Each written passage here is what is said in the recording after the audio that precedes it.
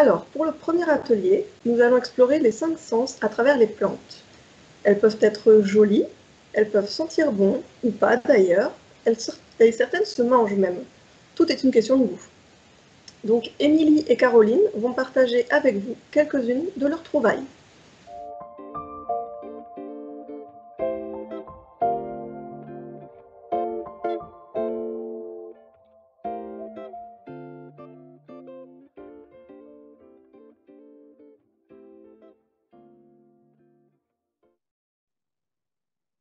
Bonjour à tous et à toutes.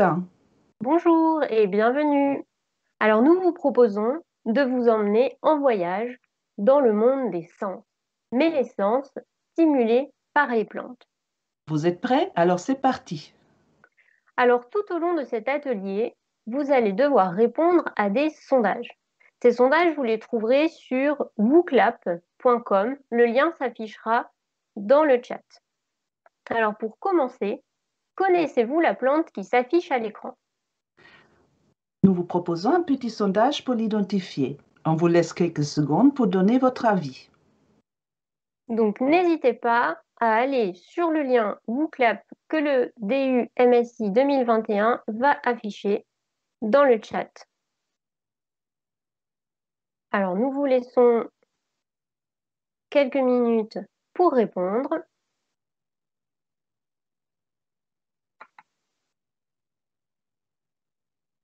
Alors, je vois des réponses arriver. Encore 11 secondes. Allez-y, n'hésitez pas, participez. Et c'est pas grave si on se trompe, bien sûr. Attention, c'est fini. Alors, voyons voir les résultats.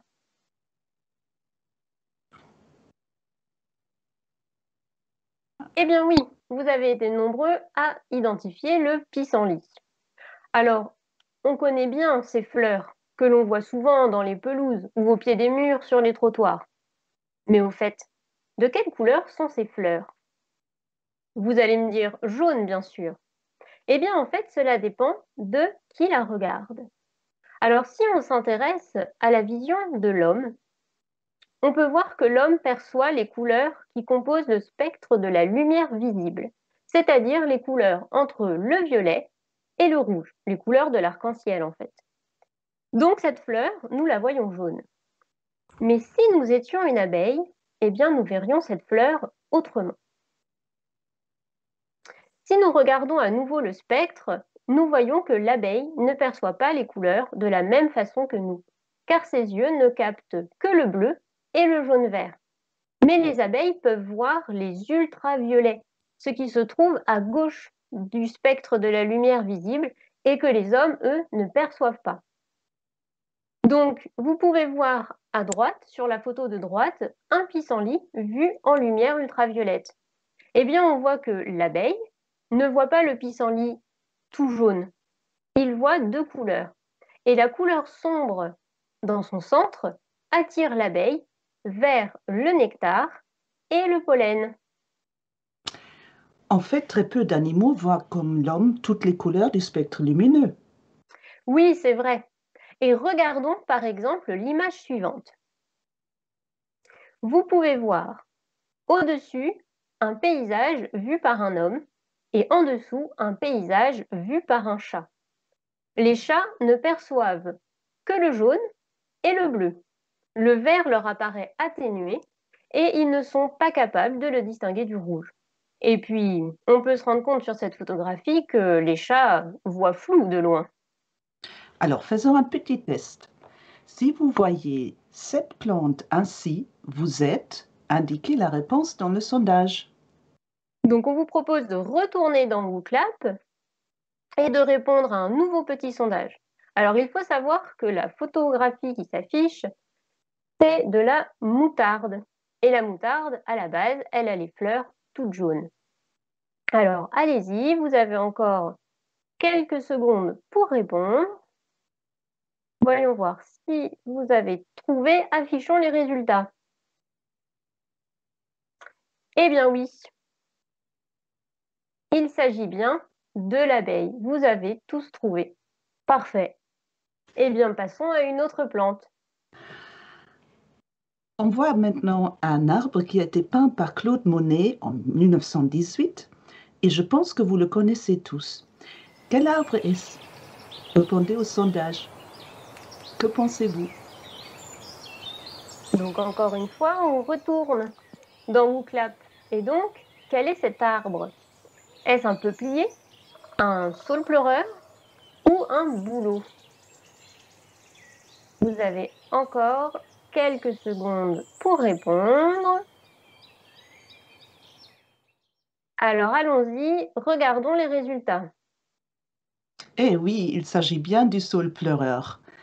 Cet arbre pousse de préférence au bord de l'eau. Il croît très vite et peut atteindre une taille de 30 mètres. C'est l'équivalent d'une maison de 10 étages. Ses feuilles sont vertes à la surface et gris argenté sur la face intérieure. En mouvement, il semble briller. Ses longues branches pendantes donnent un son très particulier quand le vent les berce. Ah oui, ce bruit est vraiment magnifique et il est si apaisant. En effet, Émilie, les arbres n'entendent pas, mais nous, oui, et on adore le bruit qu'ils font. L'humain se sert aussi des plantes pour s'isoler du bruit. Les buissons et les arbres plantés le long des routes en témoignent. Alors, passons maintenant à une nouvelle plante, une plante très différente du saule-pleureur. Mais est-ce que vous allez deviner de quoi il s'agit? Donc je vous propose de retourner dans WooClap pour un nouveau sondage. Alors, quelle est cette plante? Est-ce qu'il s'agit du roseau, de l'avoine ou du paturin annuel?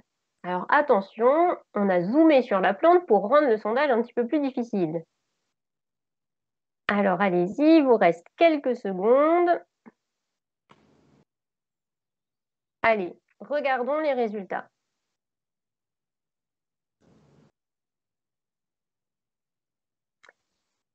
Eh bien oui, vous avez été 64% à identifier le paturin annuel. Bravo! Alors, le paturin annuel, c'est la plante que l'on voit presque le plus souvent. Elle compose en majorité les pelouses. En fait, elle compose en majorité ce qu'on appelle l'herbe. Mais oui, ça me rappelle à quel point l'herbe coupée, ça sent bon. Oui, exactement. Et d'ailleurs, savez-vous d'où vient cette odeur? En fait, il s'agit d'un cri de détresse, un SOS lancé par l'herbe coupée. Sous l'effet d'une agression, comme ici le passage d'une tondeuse, les herbes vont libérer des molécules qu'on appelle des substances volatiles des feuilles. Elles vont jouer un rôle dans la protection de la plante, en déclenchant par exemple des mécanismes chimiques et mécaniques de protection. Mais elles vont aussi jouer un rôle de signal d'alerte, pour appeler par exemple à l'aide des prédateurs qui vont attaquer les parasites qui embêtent cette plante. Ces molécules peuvent aussi servir pour prévenir les congénères. Et c'est ce qui va se passer par exemple avec la tondeuse. Les herbes qui vont être coupées vont libérer ces molécules que les herbes qui n'ont pas encore été coupées vont ressentir et ils vont ainsi être prévenus qu'un danger approche. Ils vont donc pouvoir se préparer et par exemple, ils vont déplacer leurs réserves contenues dans leurs feuilles dans leurs racines. Comme ça, lorsque la tondeuse va passer, eh bien, les plantes auront encore leurs réserves pour repousser. Donc, à partir de maintenant, quand vous sentirez cette odeur qui est très agréable pour nous, vous penserez quand même un petit peu au stress que subissent les petites herbes qui sont sous nos pieds. Passons maintenant à une autre plante qui ne dégage pas d'odeur perceptible pour nous. De quoi s'agit-il? Encore un sondage, c'est à vous. Donc, retournons sur WooClap pour un nouveau sondage. Alors, quelle est cette plante? Est-ce qu'il s'agit de l'ortie? Est-ce qu'il s'agit de la moutarde? Ou est-ce qu'il s'agit du persil? Allez, encore quelques secondes pour répondre.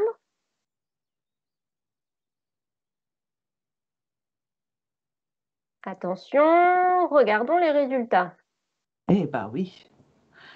Quasi sans faute, c'est en effet bien l'ortie.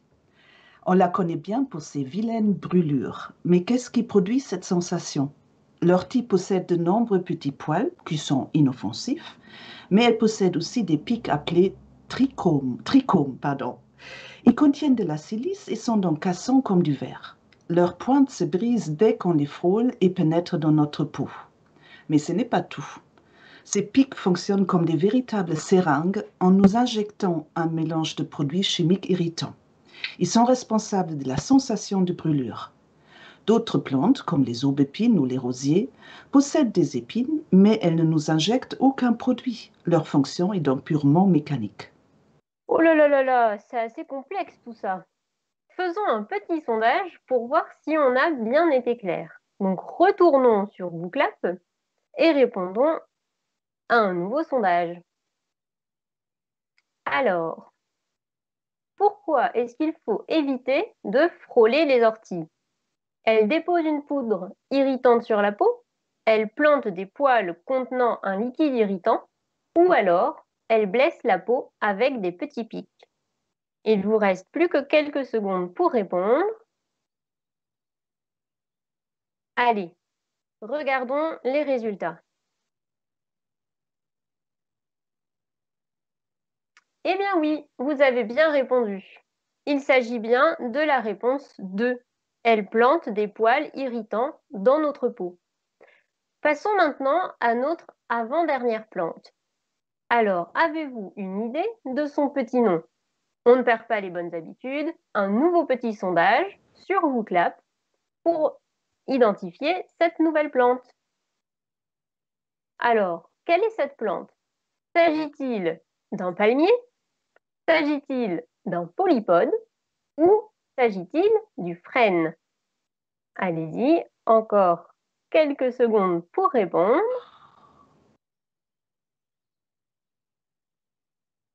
Allez, regardons les résultats. Eh bien, vous avez été 86% à identifier le polypode. Bravo! Alors, le polypode commun appartient au groupe des fougères. Vous l'avez peut-être déjà aperçu, soit en forêt, en sous-bois, ou même en poussant sur de vieux murs. Alors, le polypode, il possède un rhizome. Qu'est-ce qu'un rhizome? Un rhizome, c'est une tige horizontale et souterraine. En fait, ce que l'on voit sur cette photo, ce n'est que la feuille. Ce que l'on pourrait prendre pour une tige fait en fait partie de la feuille. La tige du polypode se trouve dans la terre. Il faut donc creuser à la base de la feuille pour trouver sa tige que l'on voit sur la prochaine photographie. Alors voici entouré en orange la tige souterraine, donc le rhizome de la fougère. De cette tige partent des racines et tout ce qui est au-dessus, c'est la feuille. Alors pourquoi est-ce que je vous parle du rhizome du polypode? Eh bien en fait, ce rhizome a une particularité, c'est son goût. Lorsque l'on gratte un petit peu cette tige, qu'on enlève les écailles et la terre bien sûr, on peut mâcher la tige du polypode qui a un goût de réglisse. Et oui, un goût assez prononcé entre l'amertume et le goût sucré.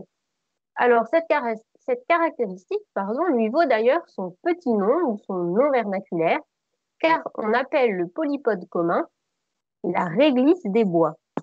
Alors cette plante a été utilisée dans la fabrication de confiseries. Elle a aussi été utilisée pour ses vertus médicinales, mais son usage a été abandonné parce que ses vertus n'ont jamais été démontrées. Ah, cette histoire est parfaite pour un petit quiz.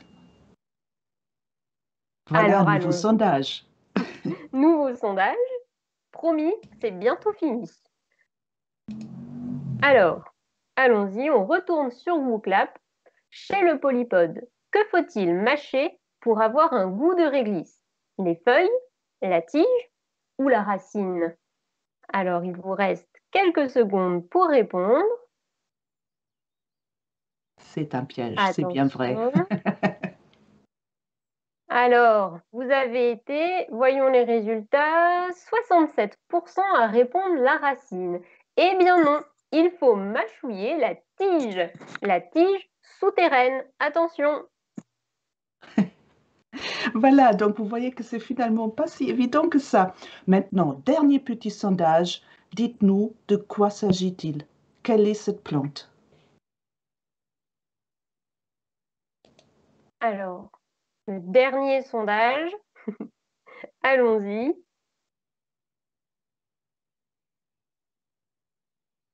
Ah, voilà.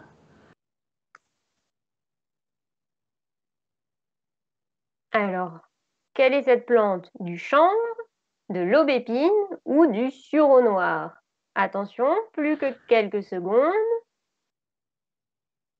Ah, je vois que nous avons beaucoup de spécialistes. Vous avez tous deviné qu'il s'agit bien du chanvre qu'on nomme aussi cannabis. Bon, vous connaissez un peu ses fonctions, hein. On l'utilise anciennement, traditionnellement pour faire des cordes, mais aussi à des fins récréatives pas tout à fait légales. En effet, le cannabis, ou plus précisément le THC qu'il contient, stimule 4 des 5 sens, l'ouïe, le toucher, le goût et l'odorat. Une autre de ces molécules, le cannabidiol ou CBD, est maintenant en vente libre car il agit sur le système nerveux en atténuant la perception des douleurs et de l'anxiété. Voilà une plante aux multiples qualités à condition de ne pas en abuser. Effectivement. Eh bien voilà, nous avons terminé notre voyage. Nous espérons que ce petit parcours botanique vous a bien plu. Alors merci d'avoir participé au sondage et puis à bientôt. Et Caroline, pour tout ce qu'on a appris en s'amusant autour des plantes. J'en ai amené d'ailleurs avec moi et je crois que je ne vais plus les regarder ou les sentir de la même manière. Surtout, je vais avoir du mal maintenant à tondre la pelouse sans penser au stress que je lui procure. Bon, je ne sais pas comment je vais faire, mais bref. N'hésitez pas à aller sur notre site internet ramenetessence.fr pour consulter toutes les ressources qui ont servi de terreau à cet atelier.